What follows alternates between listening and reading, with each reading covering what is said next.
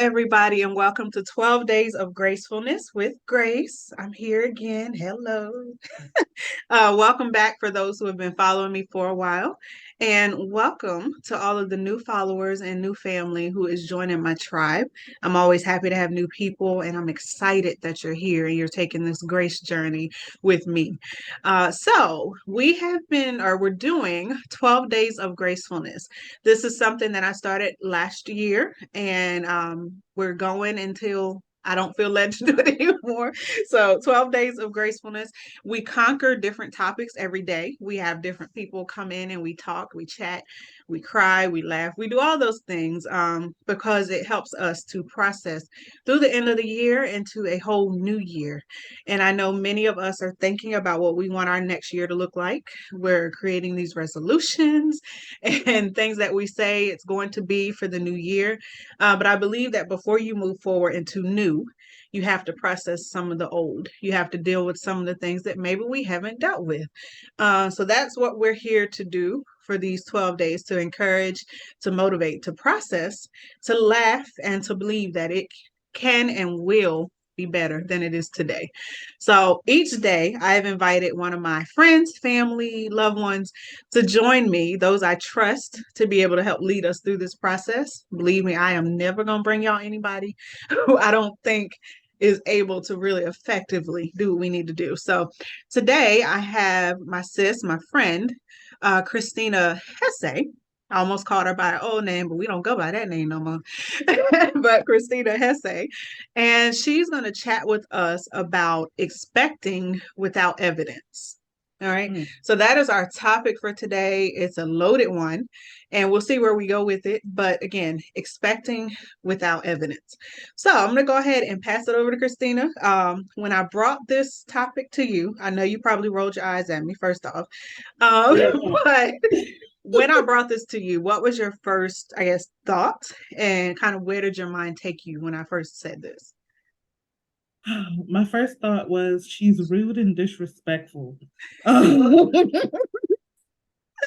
Yep.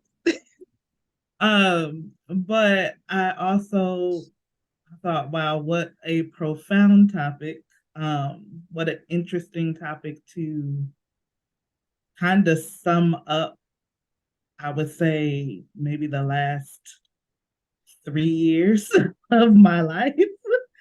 Um, and I'll share a little bit about that in a little bit, but I think that it just got me to thinking, what does that really mean? What does expecting without evidence really mean? Because a lot of times for us to expect, we expect because we see some glimpse of something. We expect because we see some glimmer of hope or some kind of proof or evidence or some kind of detail that makes us want more or want to see more. And so I'm like, expecting without evidence, just it seems like an oxymoron. How do I expect with no evidence? Mm-hmm. And it's funny because when I wrote it and when I got it, it was just like, hmm, because that is a good one. A lot of times that we're able to believe and we're able to say, okay, I can go just another further because I had this smidgen of something that showed up to show me that this is going to happen. It's telling me it's going to happen. It might not happen today, it might not happen tomorrow, but it's going to happen because I see it, it's evident, and even just a mustard seed, as they say, makes you believe. But I think that many of us are dealing with expecting some big things, um, but you're not seeing that it's going to happen. You're expecting like someone to say you're going to go and you're going to travel the world, and you're going to do this and you're going to do that. But then you're looking at your life today and you're just like, I have no idea how that's about to happen. Mm-hmm. The money is not there, the access, the resources is not there. I'm sitting here in my corner. Nobody knows who I am. Like, what do you mean? This is gonna happen because there is no evidence. And I'm just gonna jump right in because that's what I do. I remember for my own history, y'all have heard me tell this like briefly. But I remember hearing many years ago, you're gonna have a child. And me looking at them like, because at one point I didn't know if I wanted children. And that's just a whole other conversation. Because I grew up in foster care. I had a very interesting relationship with my biological family. So I just didn't know if I wanted kids. I was like, I don't know if I want to put my kids through stuff. I don't want to be like this person. So maybe I should just not have any kids. But once I got over that hump and I desired to have them, then I had doctors telling me that it was almost impossible. Mm. Like, you have this, you have that. We don't know what else to do to help you. I had one doctor who basically just stopped reaching out, stopped treating me because she was like, well, you don't want to do this experimental surgery. I mean, there's nothing else I can do for you. So they're basically saying, I guess you're stuck. And then I had all these people, oh, you're going to have kids and you're going to have this and that. Nothing. My body wasn't regulating like it should. There was no evidence. But then fast forward 10 plus years, and we got pregnant with our first child. Absolute miracle, because it should not have happened according to science and miracle or doctors. And then we got pregnant with another child who we unfortunately lost. Um, and that's still a little sore, but we got pregnant with that child. And then we got pregnant with another child not long after that. We had her, and now we're pregnant with our third baby. And this one is our boy. So two girls and a boy. So when everybody was saying all this stuff, I was like, there's no evidence. Like, my body is saying it ain't gonna happen. The doctors who should know these things are saying it's not gonna happen. Faith and church and all that, they're saying, oh, it's gonna happen. But I didn't see it. So how do you keep going when you don't have anything in your life that's telling you it's actually going to happen? So that's where we're going to start.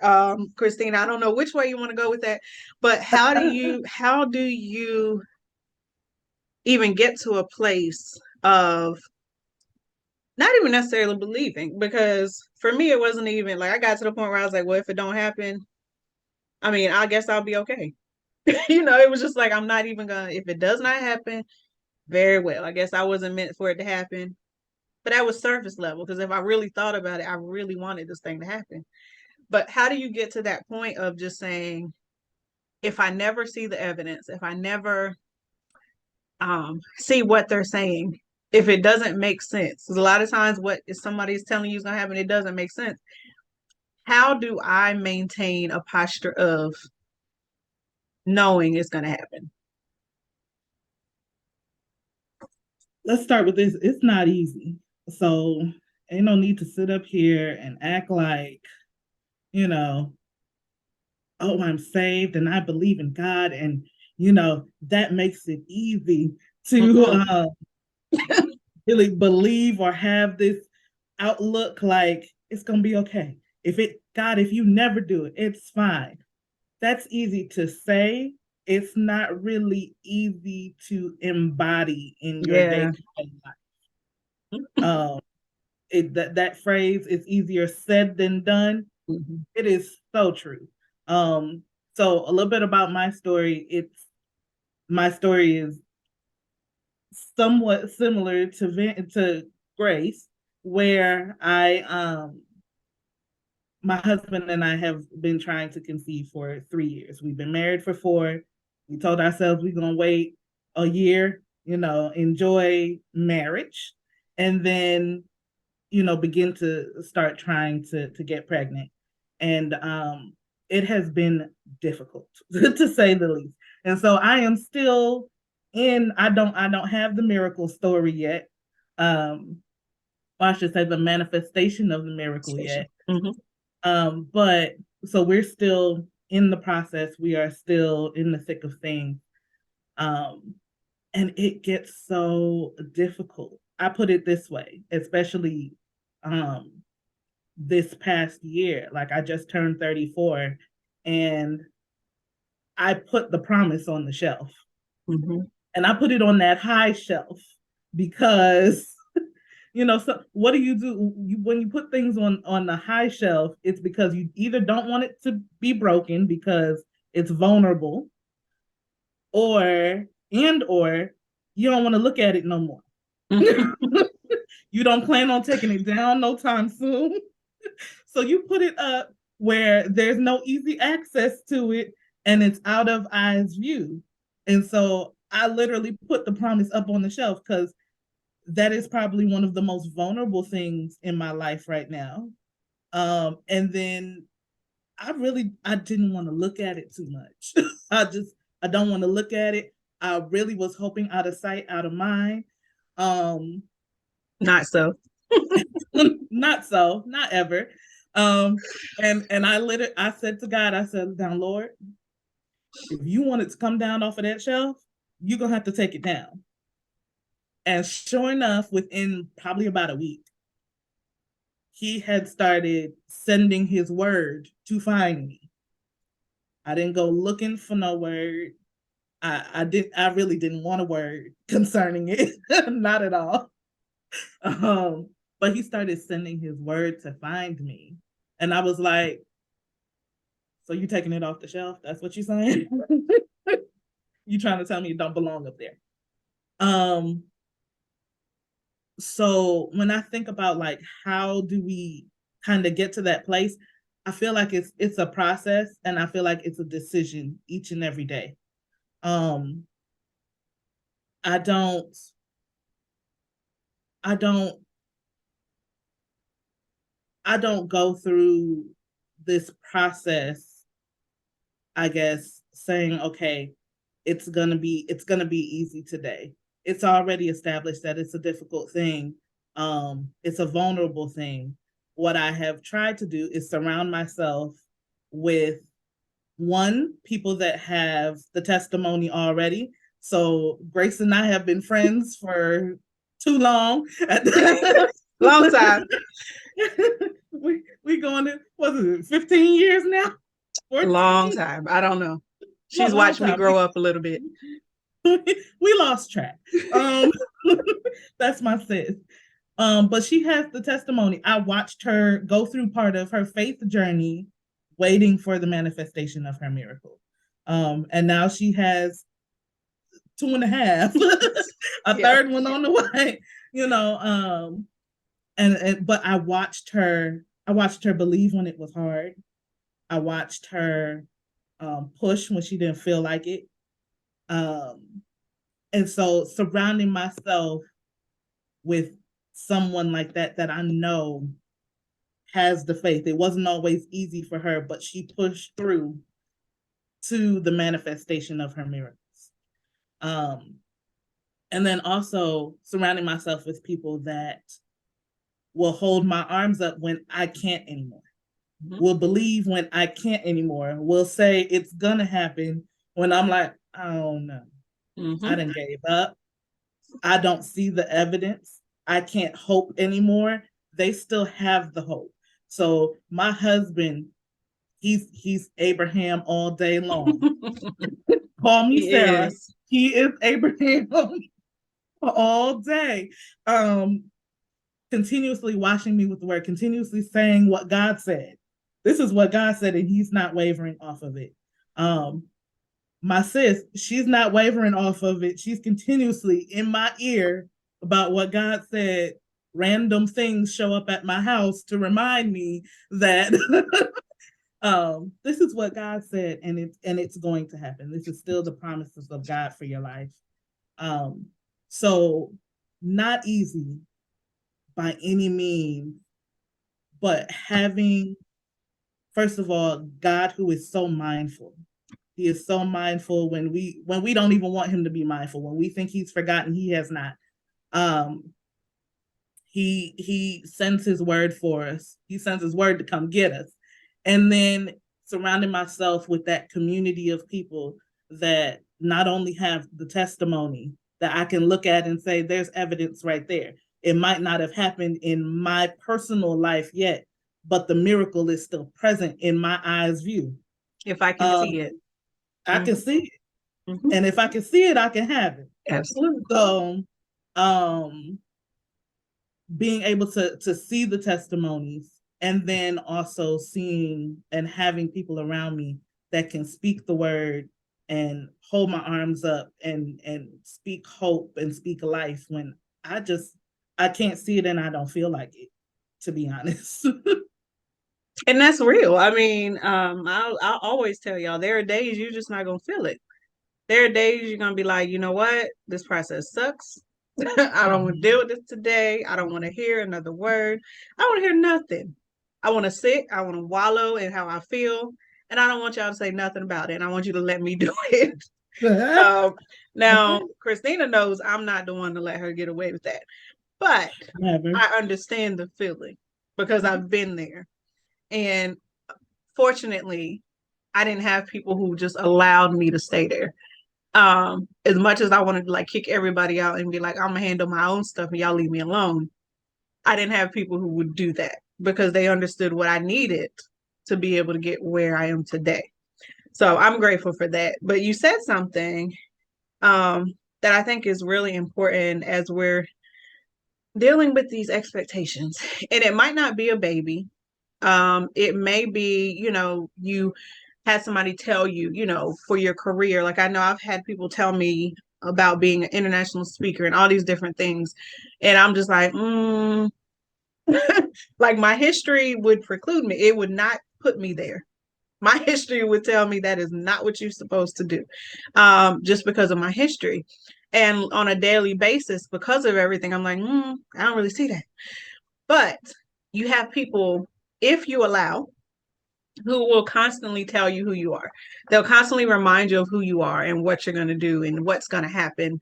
And I think it's really important that we get out of the mindset of, um, I'm going to handle my stuff and it's my business and I'm going to do it. And we allow people to speak into us and to give us a different perspective. Because when we get in our own mind, we're always going to see it from a very limited perspective.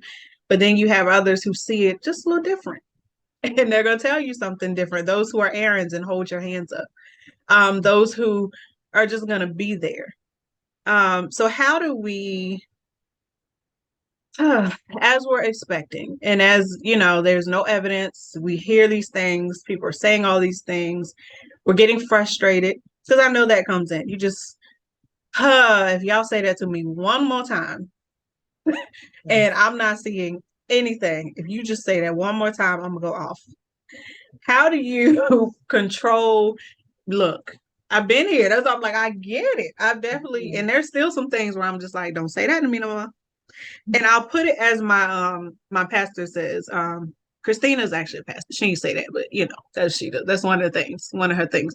But my specific pastor who I follow, he was saying that there are some things that we might not say it to people, but there are some things where we're like, don't touch that. That's vulnerable. Don't touch that. Don't speak to that. Don't do anything with that unless you absolutely heard from God Himself. Mm-hmm. Because that is a sensitive thing. That is a vulnerable thing. That is something that will take you plumb crazy, if you really delve into it too much. So he's like, there are some things you have to really know that you heard from God Himself to speak to people about. Because those are rough things. And I had with this baby boy, that was a vulnerable thing to me. That was a don't touch that unless you know what you're talking about. Because the baby boy was a specific prophecy. Like I've had prophecies about kids, but the baby boy was you're gonna have a boy. But two girls, and I was like, all right, because we ain't doing this too many other times. All right, Lord. And then the boy came, but that's something that you have to sometimes be very strategic in how you deal with people in things that they're really like vulnerable in. So, how do we deal with that vulnerable space, knowing sometimes what people are like, that's you touch it, it hurts type of situation. How do we deal with that as friends, as family, as loved ones, like watching them deal with this process, but not being able to do anything about the process besides pray and encourage, there's other things we can do. But how do we, as those who are watching those we love, how do we effectively help them with this process on that ouch thing that we know is really hard if you touch it? I think less is more. So not trying so hard to be, yes, you want to be encouraging, yes, you want to be loving, and sometimes your presence is enough. Um, Sometimes just being there to embrace the person, being there to um and honestly being honest and admitting like, look, I don't even know what to say right now. I know this is difficult for you. This doesn't feel good. I can't even I can't even imagine, because unless you've gone through it, you really don't know. You don't know how it feels. You can be empathetic to it, meaning you haven't been through the same situation, but you can empathize with how they feel. Mm-hmm. You can understand the feeling of suffering or pain, or frustration. We've all been through frustrating situations. You just don't understand how the frustration is specifically for that thing. Mm-hmm. Um, so being empathetic in that regard, saying, look, I can't even imagine what you're going through right now, but you know what? I'm here for you. I think presence is a big deal. You don't always have to have a word. You don't always have to have a thus saith the Lord, because, like you said, we sometimes we don't I even. want to hear that. It could be straight from God, but Mm-hmm. honestly, you're like, I don't even want to hear that right now. Mm-hmm. I Don't don't, want to hear it. because we've heard a lot of that concerning whatever situation it is, whether it's conceiving, whether it's your future as a future spouse, whether it's you know just success in business or whatever the case is. You've already heard probably a lot. By the time your manifestation comes, you lost count of how many prophecies you got for. Mm-hmm. Um, so you don't always have to have that. And so I just want to encourage people, like, you don't always have to have a word. You don't always have to say something. Being present is a big deal. And then yes, in your prayer closet, or if the time is right with that person, praying with them, and just being there to love them is big. Um, I told my husband, I love I love the word, but there's certain times I don't really want to I don't hear want to all hear it. that. I, I love God's word, but Lord, baby, I don't want to hear all that right now. I said, but you can go in your prayer closet and go pray down heaven. Go pray down heaven. And in just a minute, I'll be back to a place where I can handle the word again and I can handle. But for right now, go in your prayer closet. Um, Make no mistake how powerful going in your prayer closet and talking to God Yeah. concerning your friend, your family member, your spouse, how powerful that is, because God still heard you and he's still moving, even if you're not in earshot of that person. Mm-hmm. If they're not ready for it, don't force it on them. But you can still go pray heaven down in your closet. um, and then watch God move. And I think even in this, because again, y'all know I believe in the power of prayer. I believe wholeheartedly. You might not hear me say it all the time, but in the end, if you watch me long enough, you know. Um, and for those who are just meeting me, now you know if you didn't know. But I think that as people, we have to be okay with not being okay. Yes. Um, because in these hard things, everybody and their mama want to tell you, oh, it's perfect and you're going to be great. And then we get in our minds sometimes, excuse me, that we have to put on this facade of always just being okay. Mm-hmm. Like, and not hurting and it not being, and we mess ourselves up, I think, when we believe that we're just supposed to be okay. Um, like when people would talk about this child, I always put on this like little smile. And I'm like, if they knew anything about me, they knew it wasn't real. But I would put on this face, like, yeah, I believe everything you're saying, and it's great. But inside it was like, leave me alone. And it wasn't until like later in the process where I got to a point of being okay with being transparent. Like, this is not something I want you to just talk to me about. Unless we're on that level, I don't really want you to keep asking me. I don't really want you to keep talking to me about this because we're not on that level. So we have to be okay with not being okay and allowing people to see that it's a vulnerable place and being honest about it. I think we do ourselves a disservice when we're dishonest about how it hurts, or dishonest about it frustrating us, or dishonest about it being a hard thing. I know sometimes in the church, and again, I believe wholeheartedly in prayer and scripture in the church, like I do. And if you're not in there, I'd love to talk to you about that. But I think that we also have to, what's the phrase? Don't be so heavenly minded that you're no earthly good. So we have to acknowledge the humanity in who we are, and acknowledge that we are full of emotions and feelings and thoughts and, all of that other stuff that God graced us to be, and not cover everything up with a prayer and a scripture.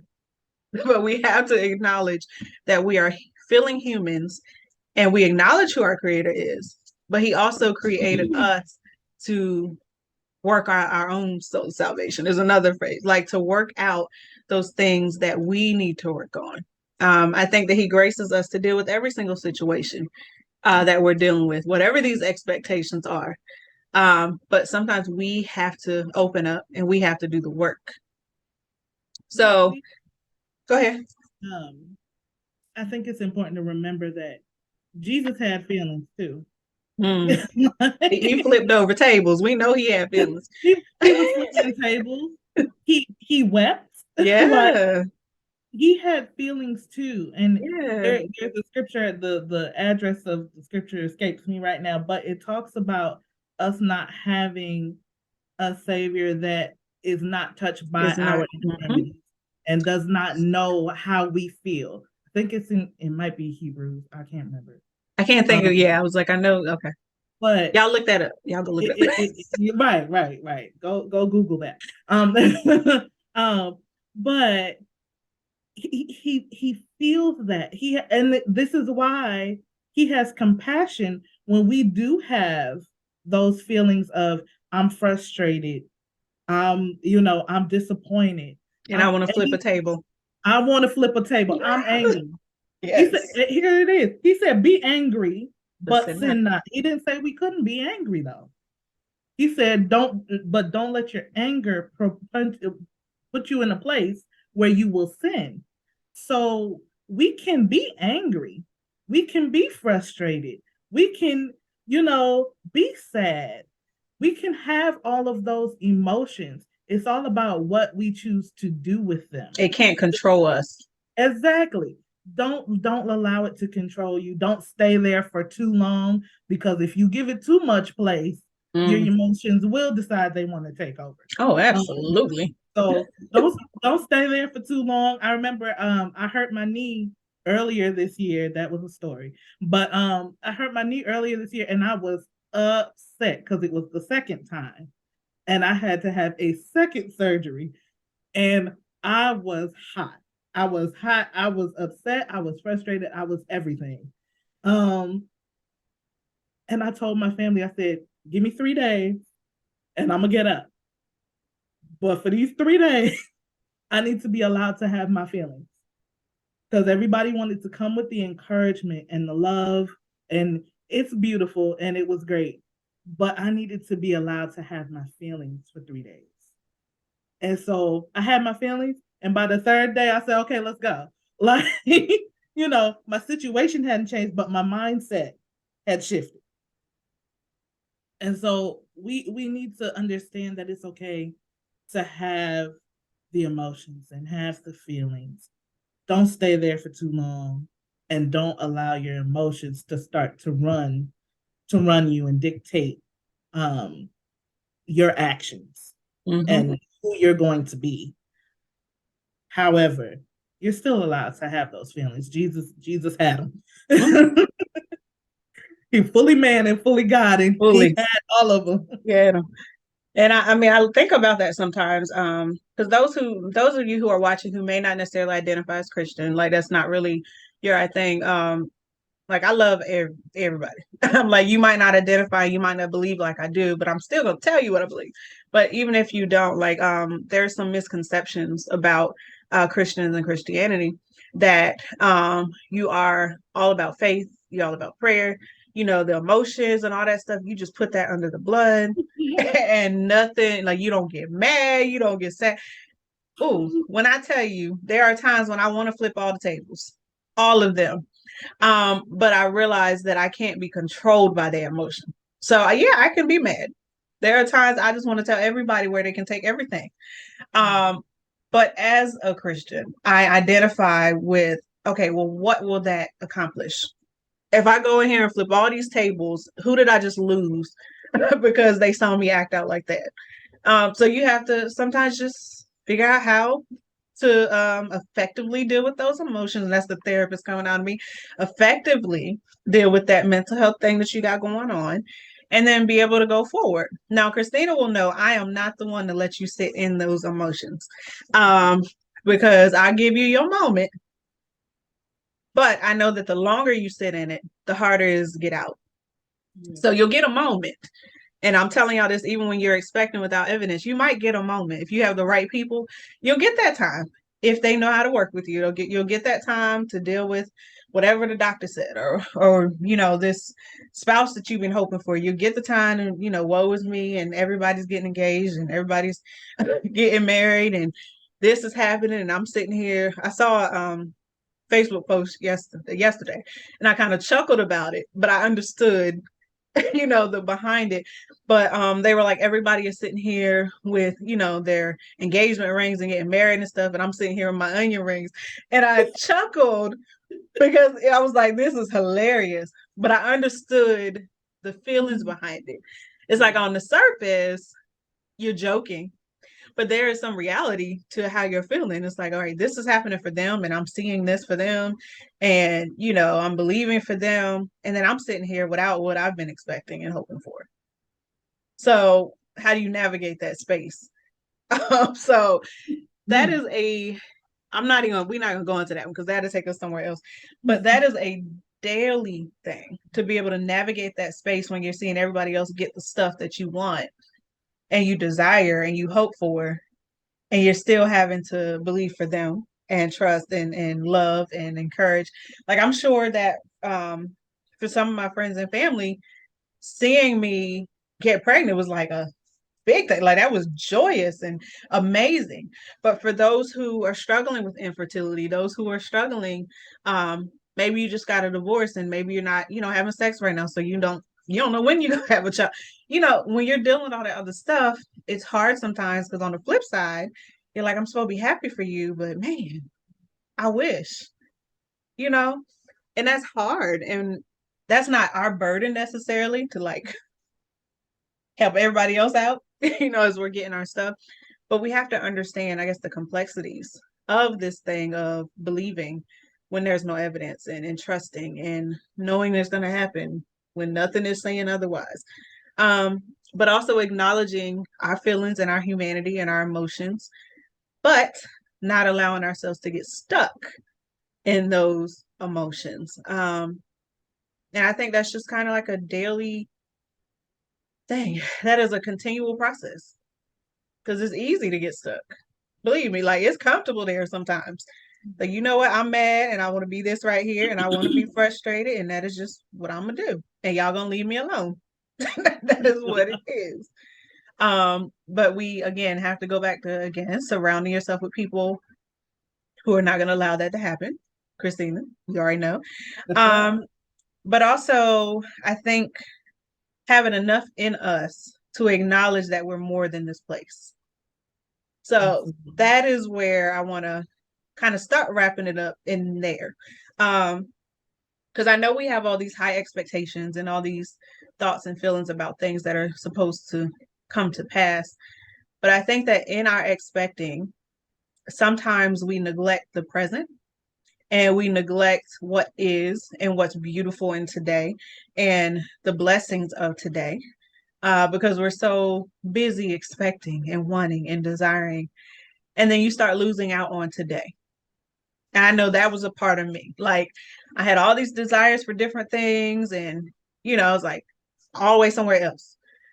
But I forgot to acknowledge the blessings, like the husband that I had who loved me with and loves me with everything. The friends and family who loved me, the godchildren, the, you know, village, like everything else that I had because I was so woe is me, I didn't get this thing that I'm expecting and waiting for. But I had so much else. Like it was so much else, but I was so focused otherwise.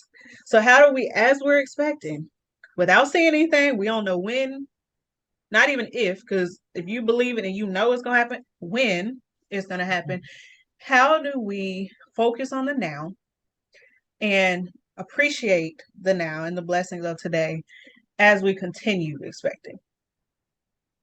I think we take time to literally figure out, like, what are you grateful for? Um, and literally even start counting your blessings, whether you got to get a journal or, whatever you need to do to remember all the blessings that you have around you. Like you, I had to take time, even in this holiday season, because the holidays can be difficult for me. I had to take time in this holiday season to remember, like, as much as you might be frustrated about some things, as much as um I might be missing some people and all of that. Who do I have? What do I have um that I can be grateful for? An awesome husband, a great family, great god kids. Like, it's you sit and you count those blessings and remember what God has done, because God has done some stuff. Yeah. Um, Instead of dwelling on the thing that you're frustrated about, the thing that you are expecting, realizing that you're called for a purpose and to a purpose. Um, that was big for me this year, just remembering, like, I might not be a mom yet, but oh my gosh, God, you've called me.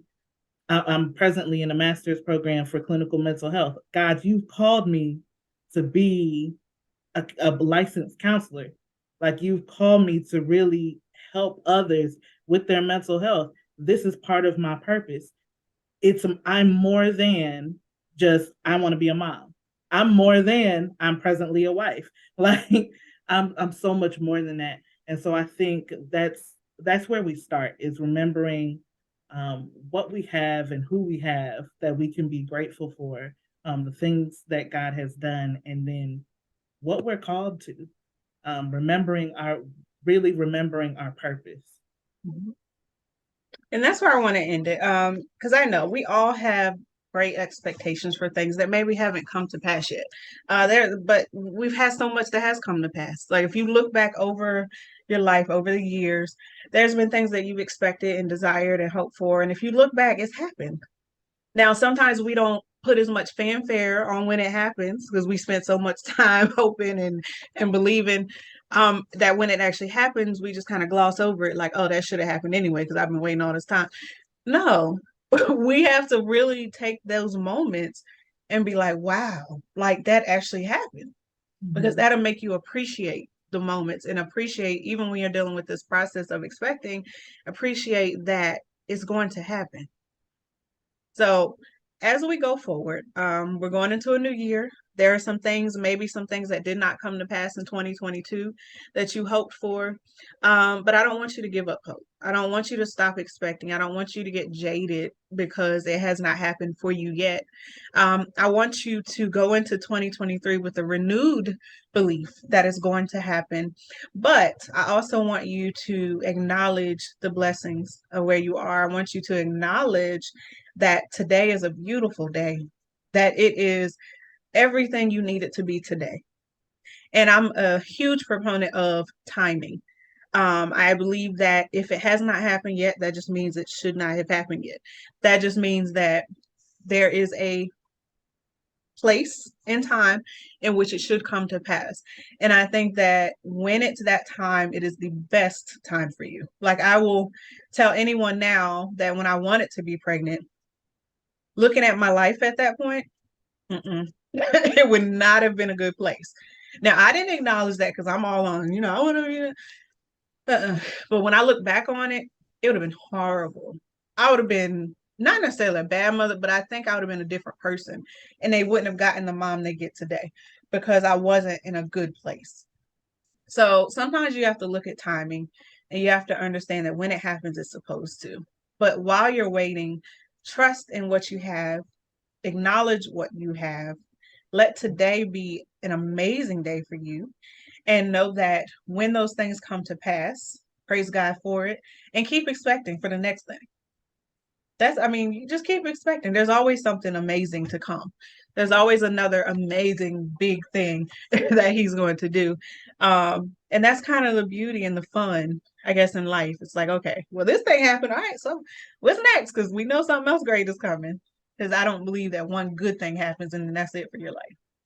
So as we end, thank you, Christina, for being transparent, and for just talking through this topic. I know this thing that is dear to your heart. I'm excited about your testimony and being able to watch the process and watch it from hindsight now. I'm excited about what's to come because I know there's great things on the horizon.